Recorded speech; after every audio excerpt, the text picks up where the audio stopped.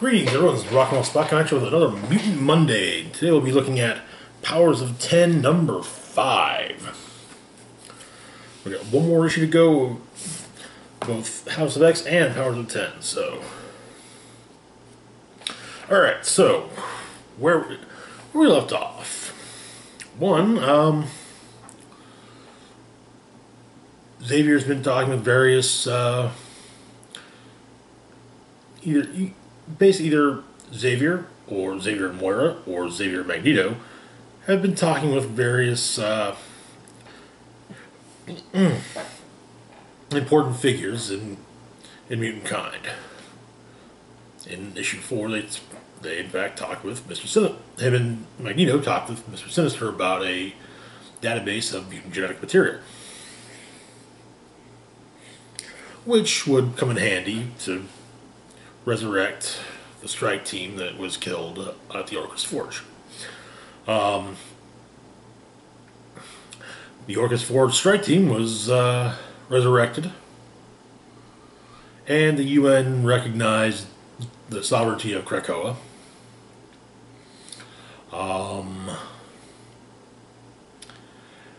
And things are looking different.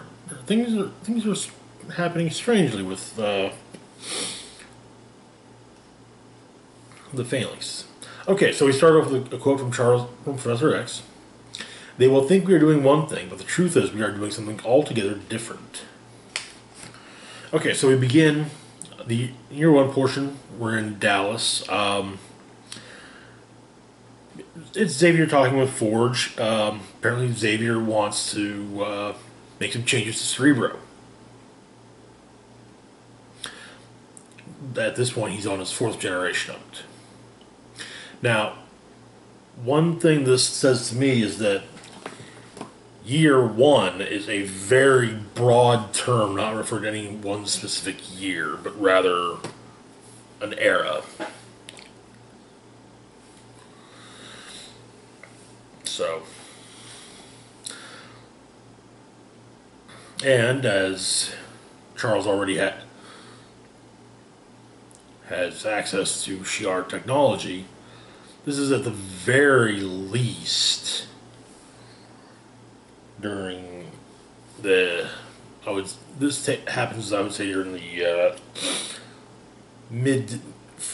somewhere from the mid 80s to the early maybe even early 80s. Definitely, I would say mid 80s to very early 90s.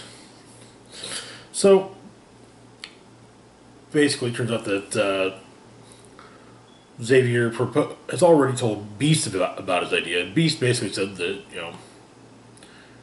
it was impossible.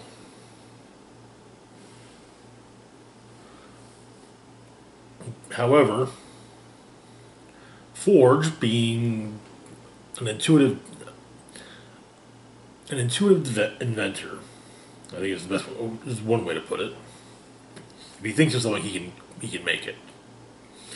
Well, Forge can probably, figure out how to make the changes to Cerebro that Xavier wants, which is to basically allow him to make which will allow Xavier to then make a database of mutant minds. And now we get a write-up on Cerebro. Version 7.0 build. Originally designed by a Shi'ar, originally powered by a Shi'ar antimatter engine, the current build of Cerebro now runs on a Krakoan no-place vent, converted by Forge to act as an unlimited power source for mutants living on the island. Shi'ar logic diamonds still remain the primary choice for data storage and are also how Sinister's DNA sequencing is cached. It's noted that Forge's increasing mastery of Krakoan tech continues unabated, and the transition of his prowess with traditional machine building to biological machine building remains impressive. A revolution in Krakoan technology seems imminent. Functionality. So basically, this is how everything's stored. Once a week, Xavier copies the latest version of every mutant mind to multiple redundant cradles located in several locations across the world. These backups are the essence of each mutant. how they think, how they feel, their memories, their very being.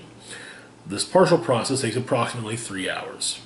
Then once a year, Xavier does a hard backup of each mutant on the planet. Unlike the weekly backups, this process is not a partial backup but a fresh copy of a whole mind. This process takes 3 days, during which the process cannot be interrupted and Xavier cannot be disturbed. A few notes. As previously stated, while there has been no experimentation regarding what happens when you combine a mutant mind with a husk that is not their own, it is believed that unless a mutant has some primary or secondary ability to overcome the potential damage such a mismatch would cause, it is likely to be harmful and possibly fatal. Now, it is possible for a telepathic operator to replace their own mind with a previous legacy version, but doing so is incredibly difficult and would most likely require a skilled and experienced operator. Apparently, Xavier has done this twice. We also get, it's explained where the cradle locations are. One is on the House of X, one is on Island M, one is in the Summer House, one is on the Point, and finally, one is no place. Okay. Now, in our modern portion, we're at the Louvre, and we basically see Xavier and Magneto recruiting Emma.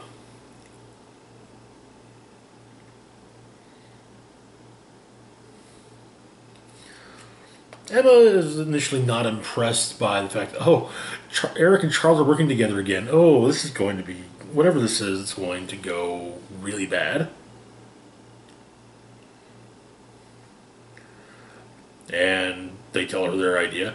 Sure, she actually is the one who lays into Magneto and said, hey, that's a terrible idea, and Magneto, you of all people should know exactly why this is a bad idea.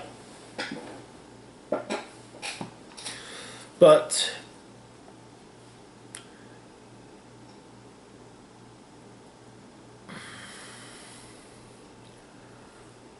Xavier then explains that what they want is for her to help form a mutant government. And there are some numbers thrown out. For example, the idea that in 1 month the population of Krakoa will seemingly overnight expand from several mutants to well over 100,000. 3 months later, it will be 5 times that. So they're not exactly ahead of. According to Magneto, they're very behind on getting everything up and running. And so, but they take her to Krakoa and basically explain to her, this is what's going to be different about this from Genosha. And she decides she's in. And basically they decide they want the Hellfire Corporation to be the distributor of mutant drugs. And the way she puts it is they would basically be the East India Company for mutants. And initially she's offered a 20-year contract, exclusive contract, but Magneto says, okay, alright, fine, 50-year. They also offer her 2 seats on the council that will act as the first governor of Krakoa. But they're also kind of just like, we're not. She says this is going to be temporary, though, right? On the council. And you're like, maybe. I mean, we might just say, hey, this actually works, so let's just stay like this. Then she asks why she's being offered 2 seats. And, well, the bombshell gets dropped. They want her to bring in Sebastian Shaw, who she managed to depose from the Hellfire Club. And the basic idea is that while Emma will be the public face of the Hellfire Corporation, Shaw will run the black market, getting the Krakoan drugs into countries that they don't have trade agreements with, and also getting mutants out of those countries. So, but Emma ends up asking for a 3rd seat as well.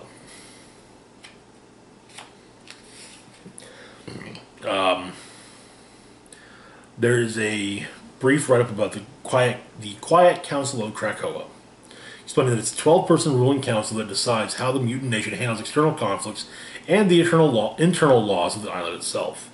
There is some debate as to whether this council will continue in perpetuity or if some other system of government will replace it. You basically got it's 14 people. There are 6 definitively known. Xavier, Magneto, Sebastian Shaw, Emma Frost, Cypher, and Krakoa. Then we see Xavier contacting the various villainous mutants, giving his speech about, hey, you're mutants. Come to Krakoa. To home, you're mutants. We've set up a homeland for mutants. What he ends up saying as he summons them is, the mutants of Earth, we are building something. All of you. All our brothers. All our sisters. All. Now is the time to put aside all differences and realize we are one people. So I am extending to you an invitation. Join us, for you have a place here. It is a place of refuge, of sanctuary. It is your home. And we will be waiting for you here, on Krakoa.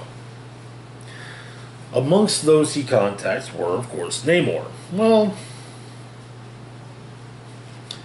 Namor, one, has his own kingdom. He is feared by humanity, but more for being, known to wage war on the surface world every few days or so.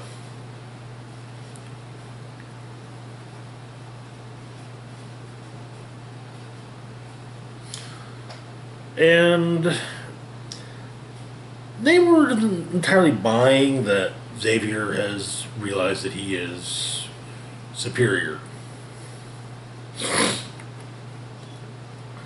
And basically tells him to, leave him alone and not come back to Atlantis until he is actually willing to admit that he's superior to mankind. All right, so in the future, the Elder, whose mind had been copied had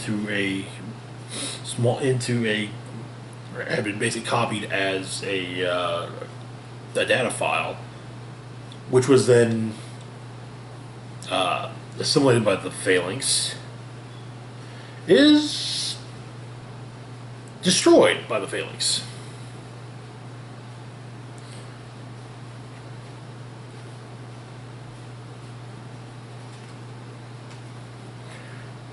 And so later, the librarian is talking with the Nimrod drone, who explains quite a bit. The librarian is curious as to why the Phalanx destroyed the Elder. And Nimrod doesn't know, but he's told to guess. What he says is,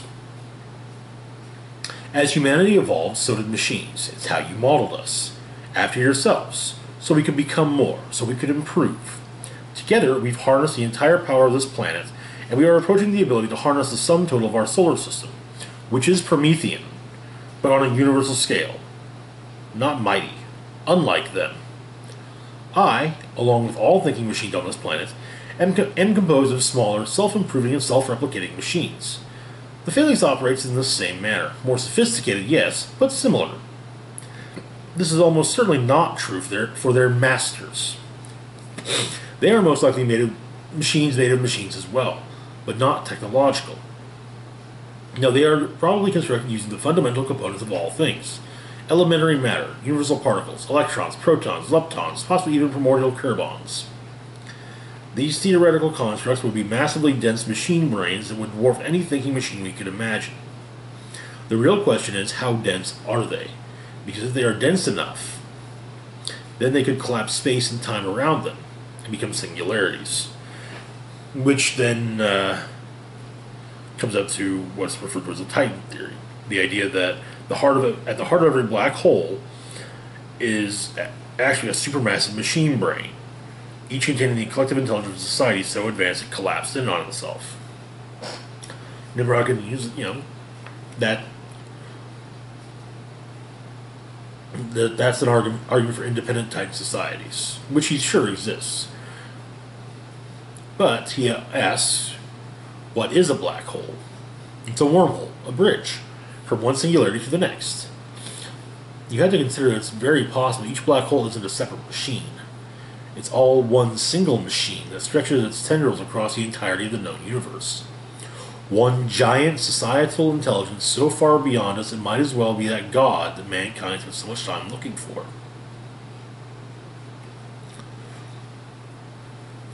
However, the librarian doesn't explain why the families hate the Elder. And Nimrod continues, saying, we reached beyond ourselves to build a world mind and attract a galactic suitor, a protector. Instead, we attracted a predator, and a hungry one at that. The phalanx are built to consume worthy cultures and add that consumed societal intelligence to theirs, and by extension to their masters. But it is taxing work and the energy cost is high. They must eat to survive. And so, the idea seems to be that the phalanx will convert. Well, the phalanx sustain themselves by converting matter to energy. And the next day, the phalanx will absorb their collective intelligence, the collective intelligence of Earth, into theirs. And the history and consciousness of this planet will live on forever. But in doing so, they will feed, consuming the entire planet, and leaving no living thing behind. So now we get a write-up on, a further write-up on types of universal societies. SI 10 million Titan. A Titan is an interstellar society that has become so advanced that the density of its unified intelligence has collapsed space-time into a singularity. All universal societies exist in partially atemporal space, but unlike strongholds or dominions, which will be explained later, Titans are a singular, hermetic intellect, isolationist, and not a collective or a group. Like all universal societies on the Kardashev scale, a Titan represents a Type O civilization. And you have SI 100 million, Stronghold. A stronghold is a small network of connected Titans, normally 5 or fewer, typically confined to a galactic cluster or a dense collection of stacked galaxies. Unlike Titans, strongholds are not lone wolf societies that seek to avoid conflict with other universal societies. Strongholds are warring factions seeking to actively destroy or absorb other strongholds in order to achieve dominion status, and often challenge the sovereignty of dominions themselves. If machines have religions, expansion and conquest are the altar at which strongholds worship. And finally, an undefined SI, Dominion. A dominion is a collective of 10 or more Titans acting in unison to control a particular sector or sectors of space in both area and epochs of time. And while the minimum number of Titans needed to compose a dominion is 10, the average number of Titans in a dominion is much higher than that. For example, the local dominion controlling the sector including Earth space is a collective numbering 112 Titans. It's worth noting that, in terms of intellect and power, dominion is not colloquially godlike, but categorically godlike and indistinguishable from any and all mythic or religious comparisons. There's a note saying that beyond universal abstracts under which dominions are seen as naturally occurring, the only primal threats that a dominion fears are Galactus and the singular universal manifestation of life, the Phoenix. Very interesting. And then we end with a quote from Namor. When you see me again, understand what that means. Okay, so I'm starting to think that year 1000 is, in all actuality,